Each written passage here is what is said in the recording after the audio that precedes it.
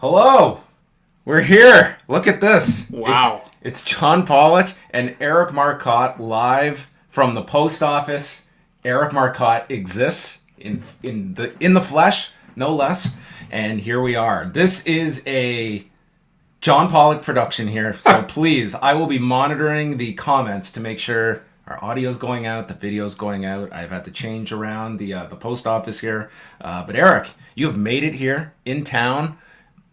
It's not every day that you come down to Toronto, but I know what you said. You're like, we cannot review Khalil Rountree Jr. going for the championship on a StreamYard. We have to do this one in person, so you have come all the way down to the 416. This was way too big to be doing via split screen. Okay, I'm here. I'm wearing my tourist trap outfit and enjoying the MMA.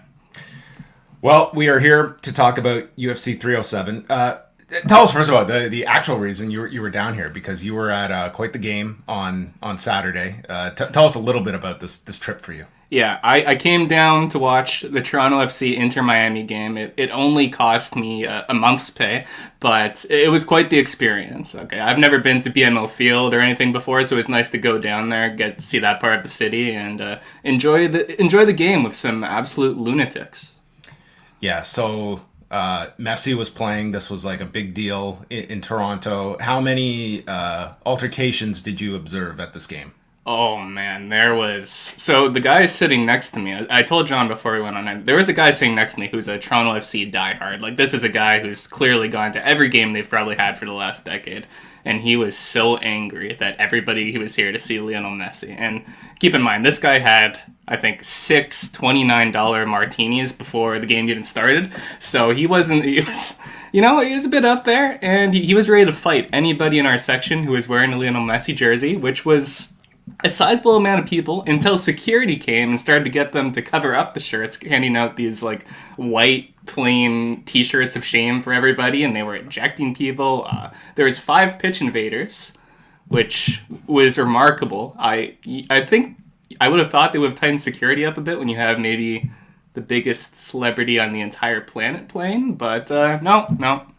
Just good old BMO Field security. How did you enjoy? Have you ever been to BMO before? No, this was the first time. And what was your impressions of the experience? Pretty good, honestly. It was like I was dreading getting in there, but it was a pretty quick entry. Seats were decent. I mean, I was happy with it. I've been to a few TFC games. I've always had a good time going there. I'm not a soccer follower in the least, but I thought it serves its purpose. Yeah. You know, that's all I look for in venues. They serve their purpose. We don't have venues like that out in Sudbury. Okay, we have... Matt Messi wasn't doing a Sudbury swing on this tour? No, he wasn't. But you know who did come to Sudbury last week? Sidney Crosby was there. Oh, really? Was he driving through Sudbury, or was he actually stopping in Sudbury? They played like a pickup NHL game in Sudbury. So, every now and then the Stars make their way. Did you go to see that too? No.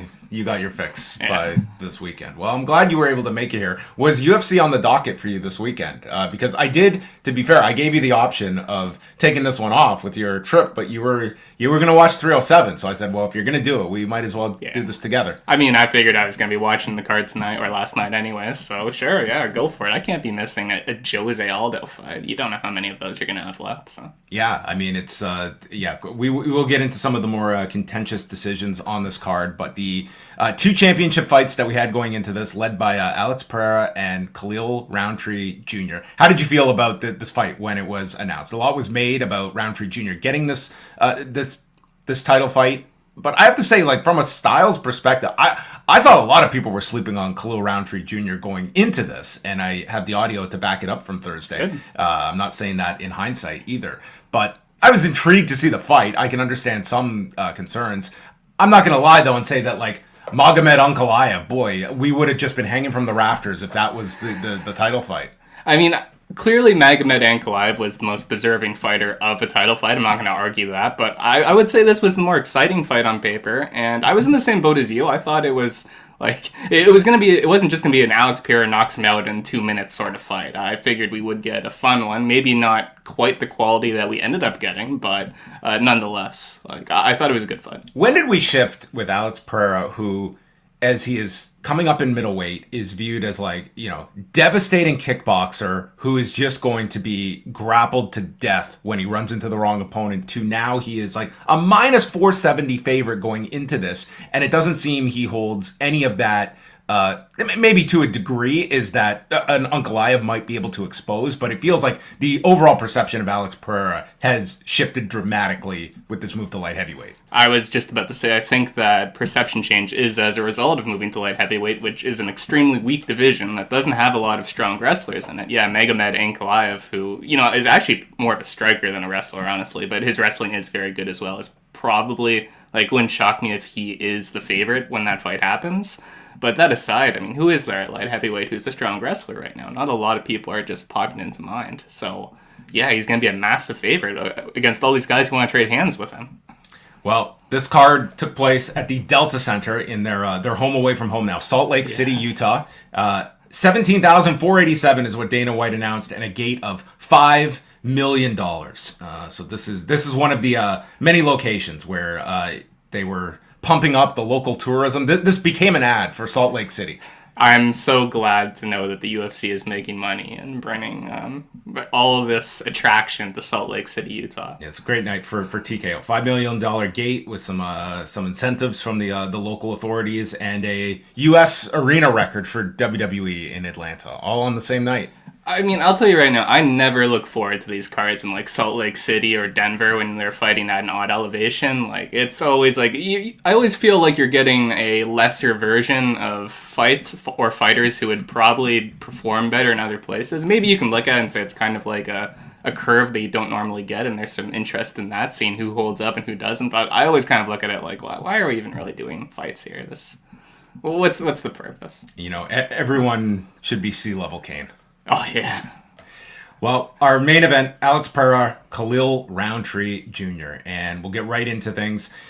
This starts off, and Khalil Rountree Jr. early on, he's having success with his left hand. He eats a counter right, but then it's Khalil at the end. Close round in the first, but a lot of people seem like Rountree Jr. gets the first round. He followed that up in the second, where Pereira's using a left hook and gets cut on the bridge of the nose, and this right hand connects for Rountree Jr., and Pereira is hurt temporarily, follows with a head kick at the end, and I have to say, after 10 minutes, I think everyone is more engaged in this fight, because Rountree Jr., you could argue, was up 2 rounds after the first 10 minutes. I definitely thought he was. The first round was certainly close, but I thought the big blitzes from Rountree were the big moments of the round that tipped him in his favor, and yeah, this second round was phenomenal for him, even hurting Pereira at one point. So things begin to shift in the third round. Pereira is starting to execute a lot of low kicks, and Rountree Jr. ducks this high kick, lands with the counter left, but then it's Pereira with a jumping knee, and he just starts tagging Rountree, jabbing him away, hits another big... These knees that he hit up the middle were devastating, and this was a Pereira round, and that sets the stage for round 4, which turned into a horror film.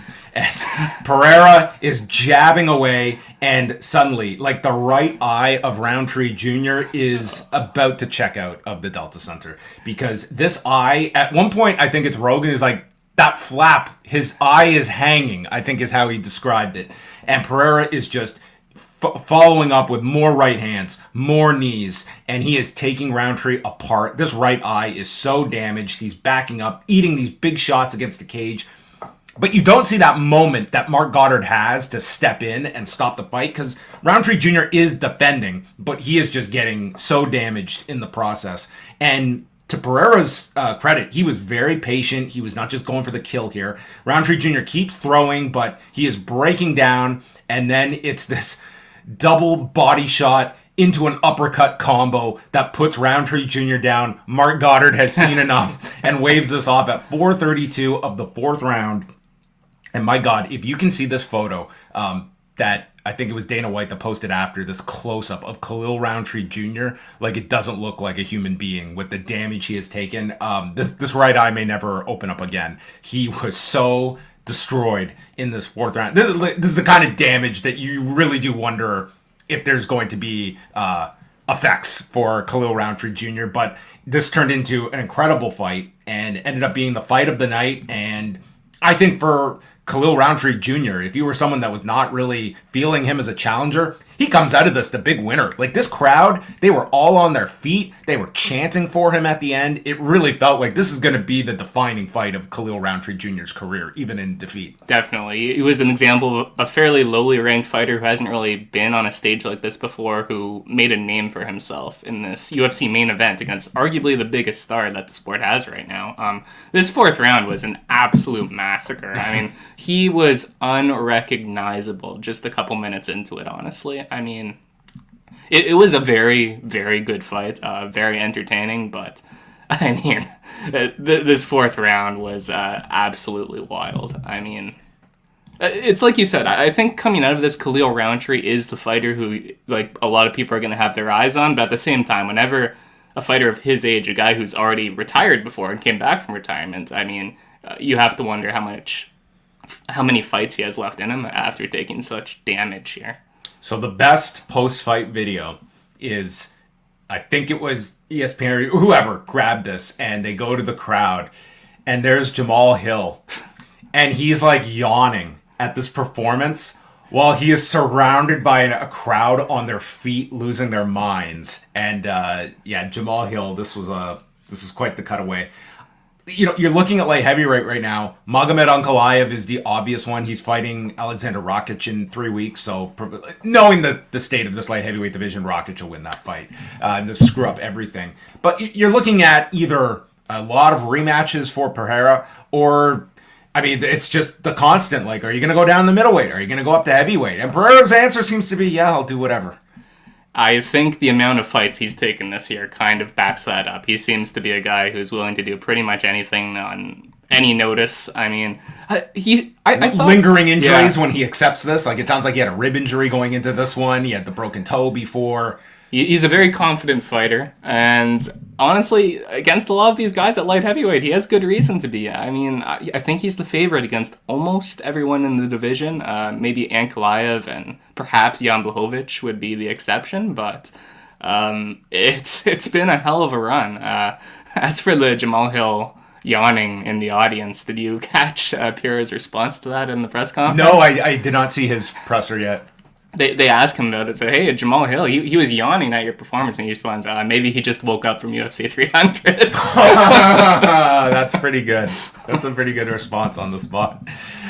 So, I mean, this turned into a really great fight, and I think, Khalil Rountree Jr. is someone that, I mean, it was a number of years ago, and he had come back from Thailand, and this guy was like a born-again striker. I was like, who is this guy that we had seen on Tough that just seemed like, you know, kind of your middle-of-the-road fighter? And he came back, and he had just shown the most incredible gains in his striking that I think that stylistically, this is what Dana White was saying, listen, it was the Dana White special. This was a badass fight. But, like, stylistically, I was really intrigued by this fight. As I was, like, looking at it this week, I'm like, this could be very, very good. And I was interested to see it, depending on your level of what constitutes a $80 pay-per-view main event. Yeah, when you attach that price tag to it, it sounds a bit less appealing. But I'd say as far as UFC main events go, this is one of the ones that will stick in my mind by the end of the year. If you're waving your magic wand, what would be the ideal scenario for Alex Pereira? Knowing that the guy's 37, like, this is, you know, I think he realizes, like, I don't have an infinite amount of fights left in me, but if you want to capitalize on that, what are you looking at? I mean, just as a fight fan, I would love to see him match up against a guy like Magomed Ankalaev and see how that goes stylistically. As a promoter,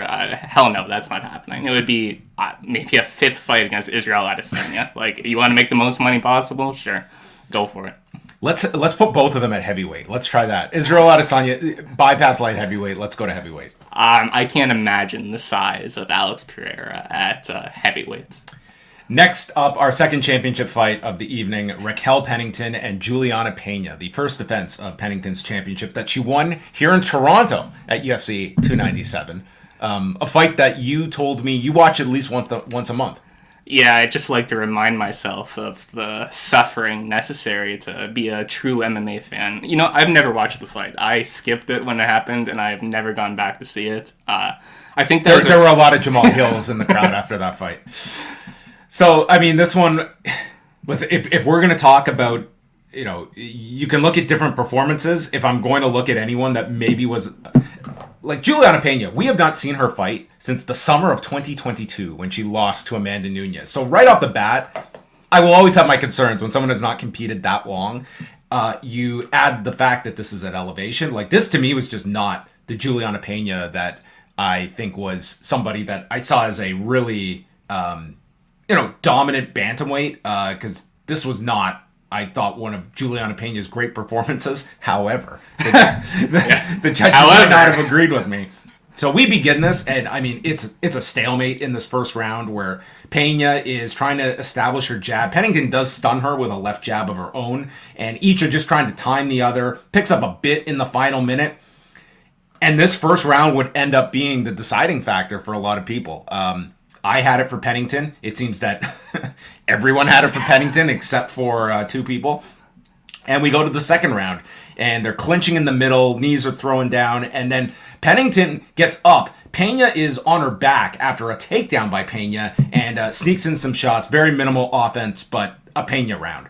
Third round we go, and Peña cracks her with a right hand and gets a trip takedown. And when she could get these takedowns, like, she was pretty dominant here from side control, throwing strikes this time and not just laying on top. And Peña goes to the back, gets the body triangle, and is squeezing for the choke, can't secure it. And at this point, I'm just thinking Peña is running away with this, and Pennington's title is just falling out of her grasp. So we go in. The Pennington is also getting the Mark Hominick special growing on her forehead in between rounds. So the fourth begins, and basically her corner had been criticized in the past, if you remember when she had fought Amanda Nunes, about letting her go out there. Yeah. Well, this time the corner got its big, because just, you need to go out there and let it all go. Just fight. And she turns it around. This was like just simple instructions, and it worked for Pennington. She stuns Peña with this high kick, and then starts going after the calf kicks, which this was Joe Rogan and Daniel Cormier. They get fixated. They're like, the leg's just there, so they have to hammer this home. Where's the leg? So when she hits this leg kick, you would have thought that she just climbed Mount Everest. It's funny to hear Daniel Cormier always talking about the leg kicks, a man who threw very few leg kicks in his illustrious career. The leg, it's there for the taking.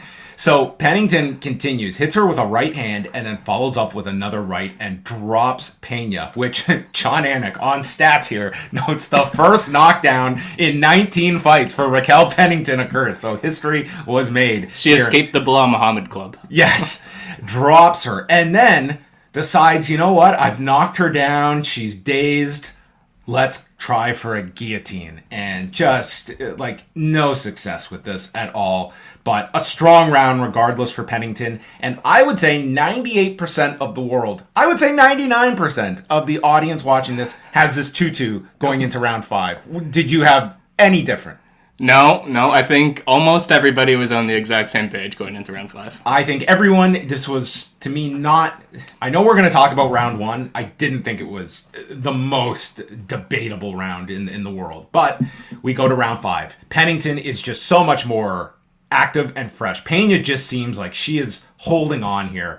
And Pennington is using jabs. She's landing a lot with the right hand, stuns her after a left hook, and is just walking down Peña, upping the volume, and Peña does get in some jabs at the end, and there's a counter left from Pennington.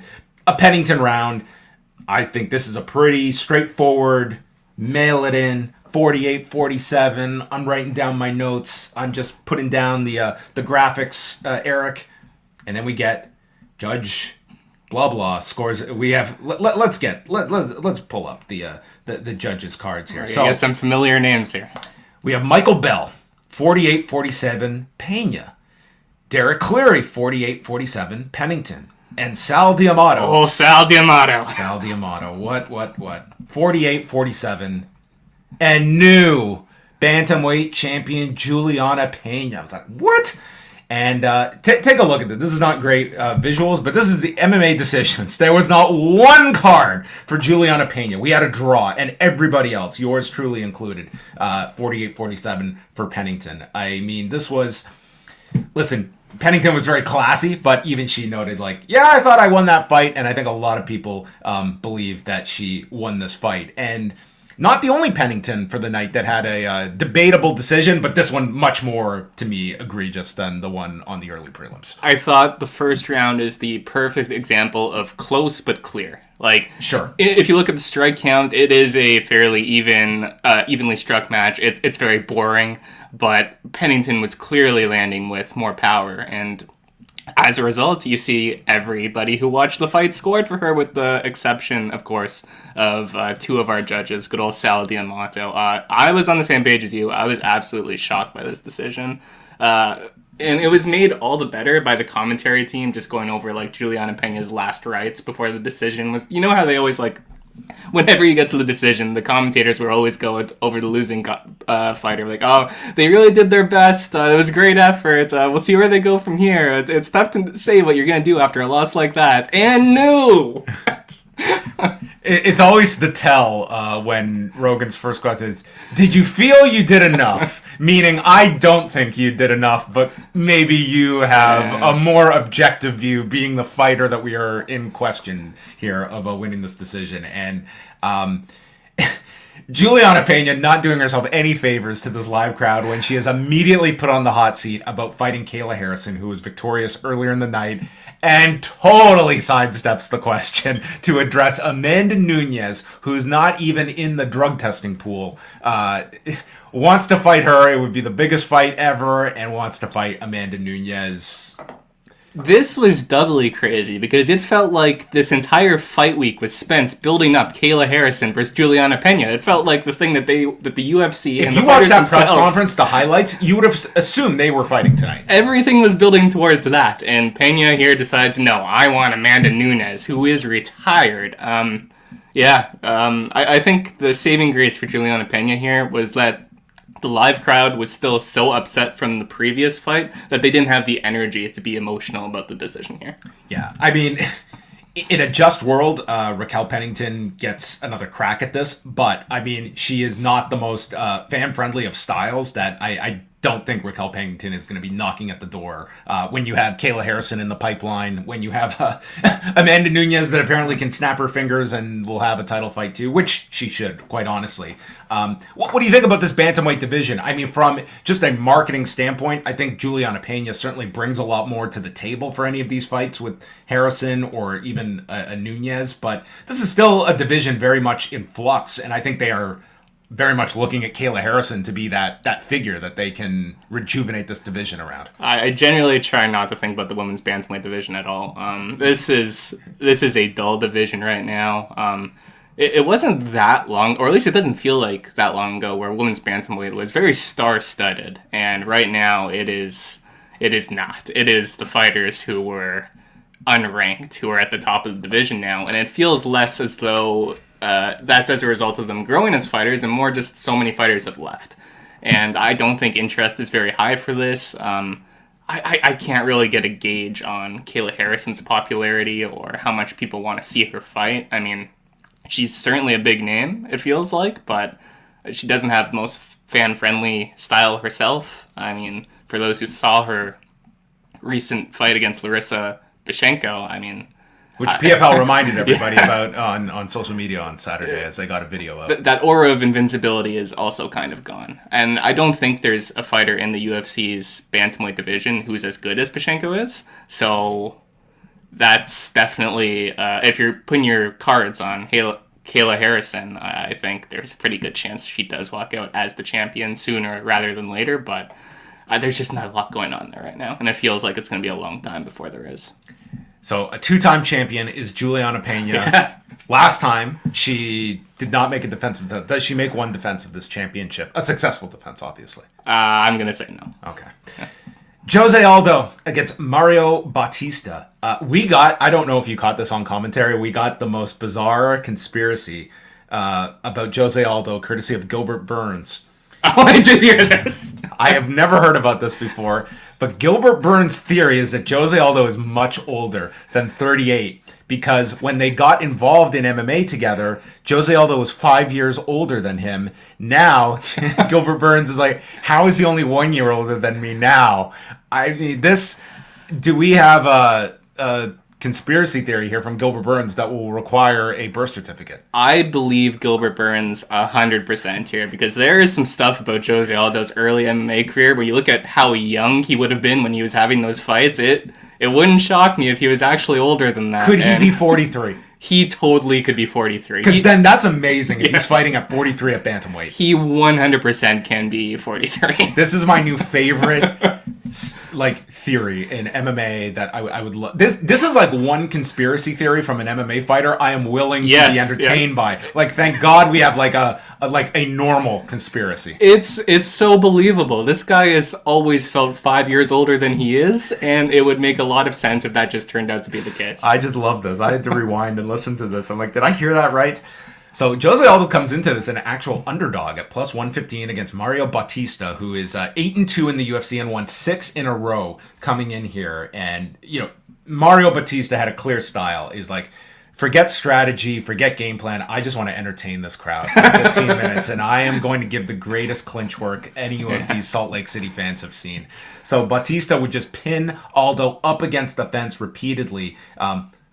It goes without saying, Jose Aldo's takedown defense is it's incredible to watch this guy. Like, you are not taking him... Like, when he fought Dolidze 2 years ago, and he struggled to get Jose Aldo... Like, this is just another level of defense that this guy has. And it's remarkable to watch. You will never see a fighter with that takedown defense again. It's unbelievable. I mean, especially as someone who doesn't come from a wrestling background, the fact that this man is impossible to take down, he just does things that other fighters don't do all the time. Like, my favorite one is... the big thing about leg kicks, and you'll hear fighters going on, but the thing about those calf kicks, they're just unblockable, so you got to take them. And Aldo does this thing where he pivots and he avoids calf kicks by raising his back leg and checking them, and he's just such an experimental fighter, and you see it with his takedown defense too.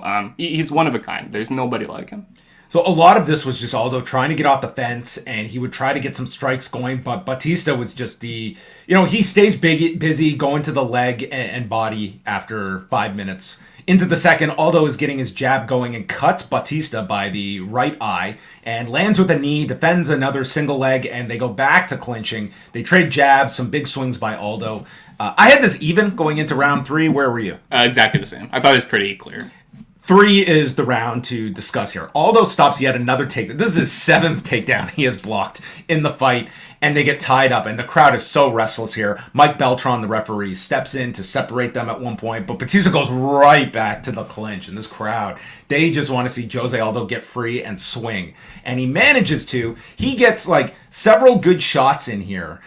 It was, how did you look at this round? I mean, by the end of it, it's I see both arguments here that Bautista did so little, but it felt like he totally nullified Jose Aldo, and it's really what credit you give towards his, just shutting down Aldo against the fence versus Aldo getting a handful of strikes in, and this was... it was a tough round to score. I went with Bautista, but there was certainly a divide among people who saw this round. I feel like this is actually more of a debate about the current scoring criteria than it is about the round itself. Because, I'd say 5 years ago, this is a very clear win for Mario Bautista. I mean, he holds Aldo against the cage for at least 4 minutes of this last round. But under the current scoring criteria, you can argue that there's no case for him winning the round because he didn't have He was doing nothing to advance or finish the fight. I mean, Jose Aldo was utilizing offense that was offense. I mean, so from the eye test, I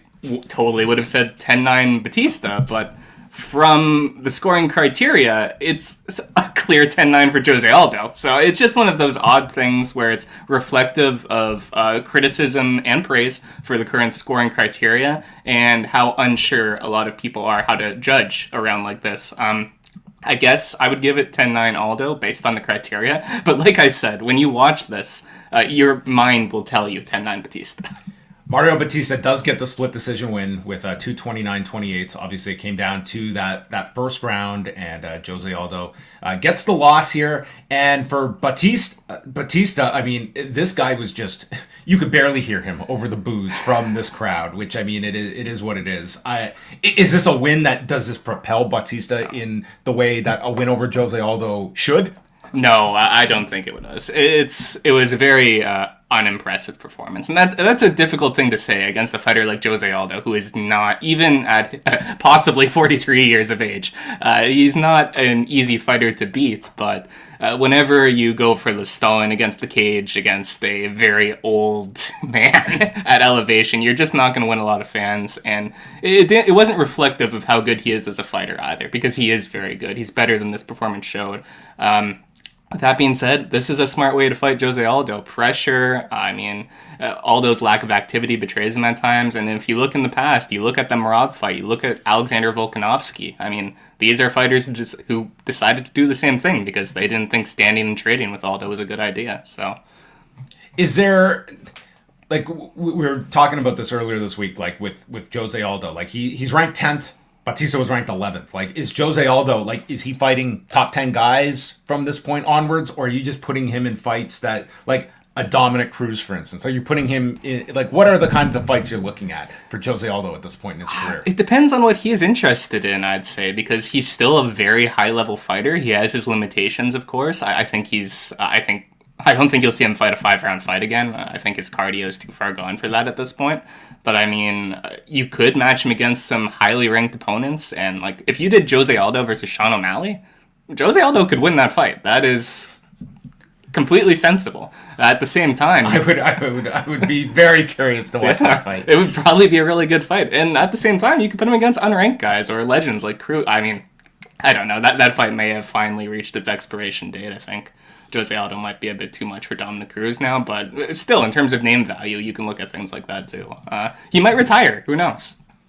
I looked up and down this card. I thought we were going to get a plethora of retirements beyond Carlos Esparza, and we got none on this card, despite, especially as you'll talk about the early prelims later. Next up was Roman Dolidze and Kevin Holland, which was a middleweight fight. Kevin Holland fighting in his... Since 2018, this guy has had 23 UFC fights going into this one. Since 2018. Absolutely insane. And the fact that he has a very good record in those fights is remarkable as well, across 2 divisions. So Dolidze early on gets the takedown. Crowd was very restless here as he's working in the guard. And Dolidze gets out. Holland is covering up as Dolidze mounts him and is landing these hammer fists, several nasty elbows. Holland survives the round, but in this scramble from the guard, he ends up messing up his rib, whether he popped it, whether it was whatever he did to his rib. He goes to his corner and he's just telling his corner, my rib is screwed up. And his coach is like, can you continue? And Daniel Cormier's like, you can't let the fighter make that choice. You got to make it for them. And his coach, Bob Perez, ends up stating the fight is off. They wave it off after the first round. And props to Roman Dolidze. He does the I've won the championship celebration. He puts his arms up. He's like, yes, I have conquered Kevin Holland. And listen, he did the damage here. He gets the victory. But yeah, kind of a unsatisfying ending to this fight prematurely. But the rib was gone, and that was that. It's certainly an unsatisfying ending, but it was an injury that Dolidze caused, so a legitimate win. And I favored him going into this one. From the way the fight was playing out, it looked like it was probably going to be a good night for him regardless. It's a fight. Yeah. Not too much to say. Yeah, Kevin Holland will be back, I'm sure, this year. I think after his fight, Dolidze calls out Robert Whittaker and Khamzat Chimaev, and then says he wants the fight in December. And let me tell you, if you think that Khamzat Chimaev, a man who fights once every 3 years, is doing a 1-month turnaround, he said December. He never never designated a year. Yeah, okay, so enough. This might be a long-term plan. And the pay-per-view opened up with 2-time Olympic gold medalist Kayla Harrison taking on Ketlen Vieira. And Kayla Harrison comes into this 17-1 record that Larissa Pacheco gets to always be the one in 17-1. She's also 2 in that 17. So that's true. That's true. You don't get to you go by the wins and the losses. So they have a clinch battle in the first. Harrison gets a big takedown, goes to half guard, mounts her, and lands an elbow, as Joe Rogan classifies this as woman handling her after correcting himself. Second round, Harrison ties her against a cage. She's utilizing elbows, but only 1 for 4 on the takedowns. And then we lost our camera here, so that's that is unfortunate. Hang hang tight, everybody, while John Pollock fixes this. I assume we are... Well, our audio... We were going so well here. Let me just throw up a graphic here, and then we will... just continue this with the audio. But first of all, just your thought going into this about Kayla Harrison getting after the Holly Holm fight. Were you thinking that she would get fast tracked beyond that? The fact that they put her against Ketlen Vieira, what did that? Did you think that was necessary to kind of get a gauge of things for Kayla? I didn't think it was necessary. I did think they were likely to go right into the title fight for Harrison coming off that win. But at the same time, I didn't think it was a big risk doing this fight either. I mean, Harrison was a gigantic favorite, and she was a gigantic favorite for a reason. The fight itself, rather dull, but with that being said, it was a decent performance. Ketlen Vieira is a good fighter. It wasn't going to be necessarily a super dominant quick finish for Harrison, but I think she did enough to showcase why she is thought of so highly. Well, Ketlen Vieira, in this particular fight, she came into it with the idea of being able to withstand the fairly dominant top control of Kayla Harrison. Didn't really come up with too many remedies for it, as Harrison was continually just taking her down in the first, and then we go into the second. Harrison ties her against the cage, and Harrison does take an elbow strike, and this hematoma forms over her eye from this elbow. Closer round in the second. I still gave the first two to Harrison, and then the third, another takedown. Pretty aggressive with ground and pound, working to half guard, then to mount. It was just a Kayla Harrison performance here that stood out. I had all 3 rounds for Kayla Harrison. One judge gave a round to Vieira, but a clear, decisive win for Kayla Harrison. I had the same scorecard as you. You could give the second round to Vieira, but I don't think there's any argument for her taking the first or the third.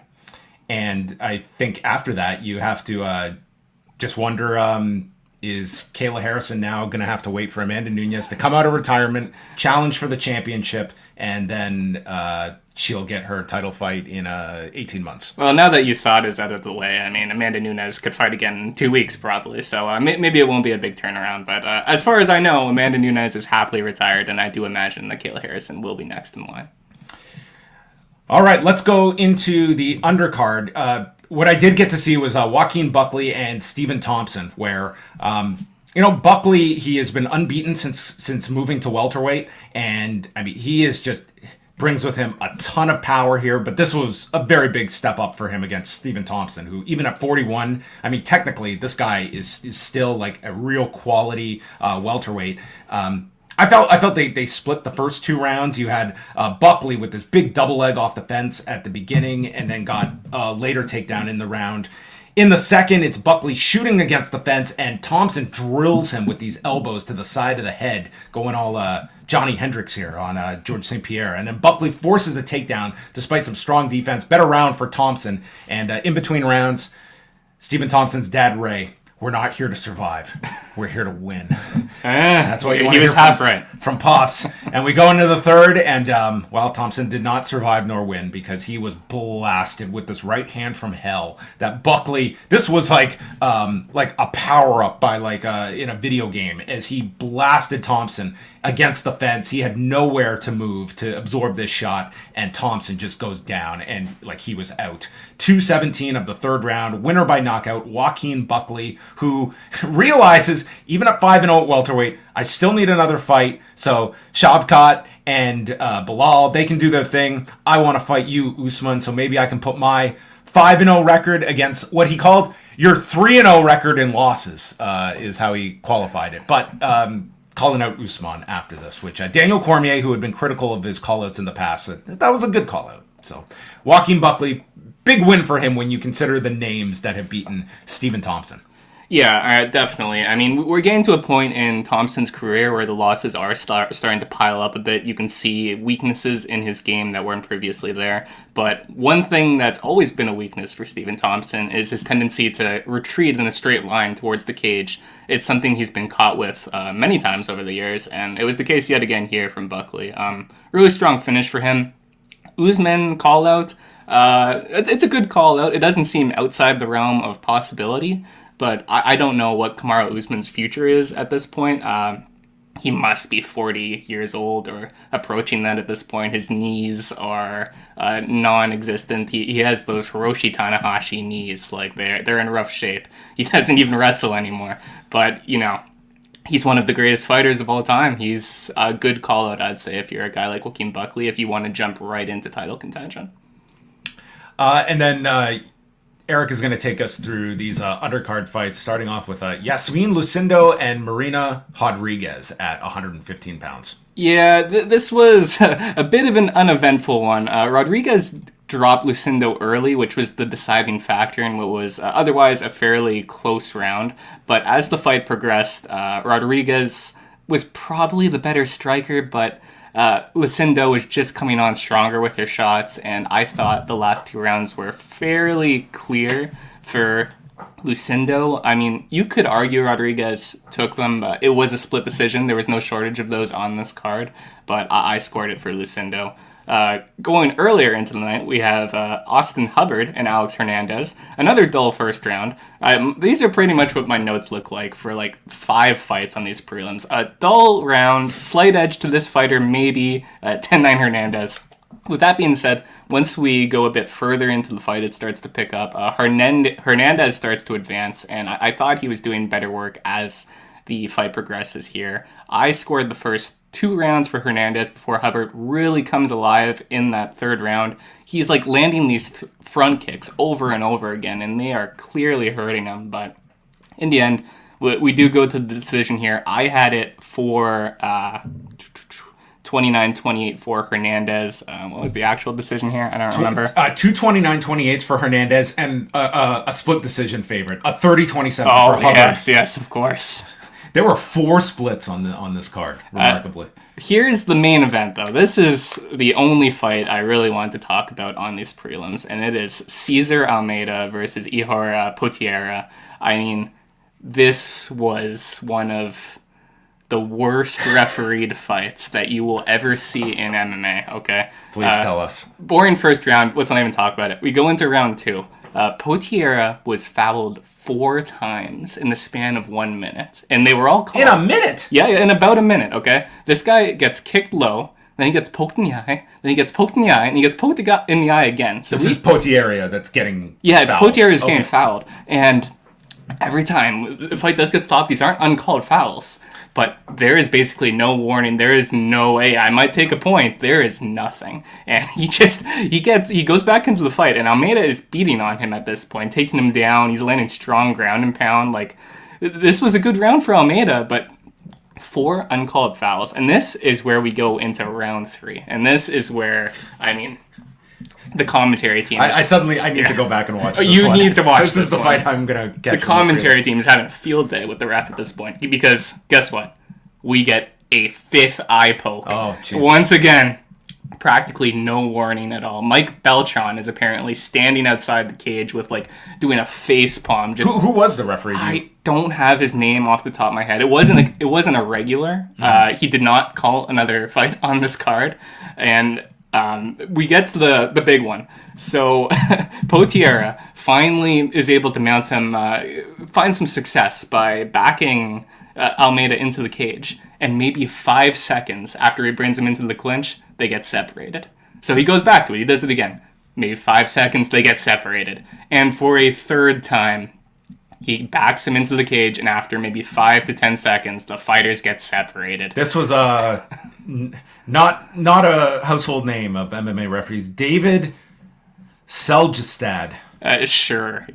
He's probably a name you'll never hear again after tonight. I mean, one of the worst ref fights I've ever seen. I'm not too hard on referees, generally. It's a very tough job. But this was a very bad performance. Throw this guy's name onto Twitter. Yeah, exactly. Quite the report card. It was a very rough name for him. 30-27 Almeida, who won every round with his 5 uncalled fouls. This is one where, I would suggest taking 15 minutes to go back and watch this one. Or just the last 2 rounds, really. But an absolutely remarkable performance from one referee Dan here. On the early prelims, I got to see most of these fights. I didn't get to see the Carlos Esparza Tisha Pennington fight, but Ovince St. Preux took on Ryan Spann, 41-year-old OSP. Ryan Spann, I mean, just at another level here than OSP in 2024. OSP's first kick of the entire fight lands low. They restart, Spann is fine, and just connects with a right, then stuns OSP, and then grabs hold of the neck, powers him to the ground, and the guillotine ends things as OSP taps out at a minute 35 of round number 1 as Ryan Spann gets his latest win at light heavyweight after losing 3 in a row, so he needed to turn things around here. Pretty much exactly what you'd expect from this fight. I mean, I don't know if Ovince St. Preux should be fighting anymore. Of all of the names that we talked about retiring on this card, all of these old men who are possibly older than they claim to be in the case of one particular fighter, but Ovince St. Preux is just rough loss after rough loss at this point. Carlos Esparza had a retirement fight against Tisha Pennington. This was rare. Tisha went the distance in this fight. First time for everything. One stoppage win in her in her career in the UFC, and she gets the win here: 30-27, 29-28, 29-28. And afterwards, they did give a video on Carla Esparza, who had her child in the octagon with her, a 2-time strawweight champion. Did you score this one for Pennington? I scored it for Carla Esparza.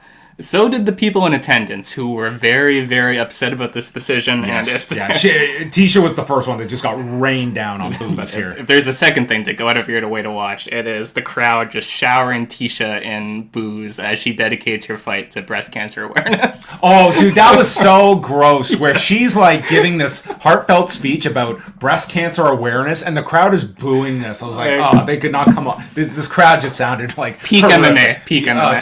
Totally. And then the opener, Court McGee and Tim Means, with McGee fighting here in Utah. Ends in the first round. McGee got this nice combination off, took him down, had one hook in, battled to get both in, and with Court's back against the cage, got the neck crank and submitted him at 3:19 of the first round. Court McGee's first finish in 14 years, and he was looking pretty good physically. He's going on a run. I think this new deal with the lack of USADA might suit Court McGee well. He was looking a bit jacked. The average age of these early prelims, 37.3, which is brought down significantly by Ryan Spann's involvement on this card. But yeah, I really thought we might get a handful of retirements on this show. The only official one, Carla Esparza. And that was UFC 307. Which I guess this card held up better than our camera did, but nonetheless, you're hearing us in crystal clear audio, we hope. As always, UFC 307, quite the trip. Yeah, I'd say so. All in all, I'd say this was a decent card. I mean, I'm sure a lot of people were left unsatisfied by some of the injuries and controversial scorecards on the main card, but in terms of star power, you had a decent amount of names here, and I thought the main event was very good. Coming up next weekend, it's back to the stomping grounds of the Apex as Brandon Royval takes on Tetsura Taira, as Brad Tavares will take on Park Jun-yong in the top fights at the Apex. That sounds like an Apex card. This looks abysmal. The following weekend, another doozy for the Apex. If you're taking in Contender Series fights, plus you get this. Anthony Hernandez against Michel Pereira, which they brought up at the press conference that Hernandez witnessed a shooting on Saturday and then had to alert authorities as they caught the shooter. This was brought up to Dana White, who just, it's like, I don't know how to respond to that.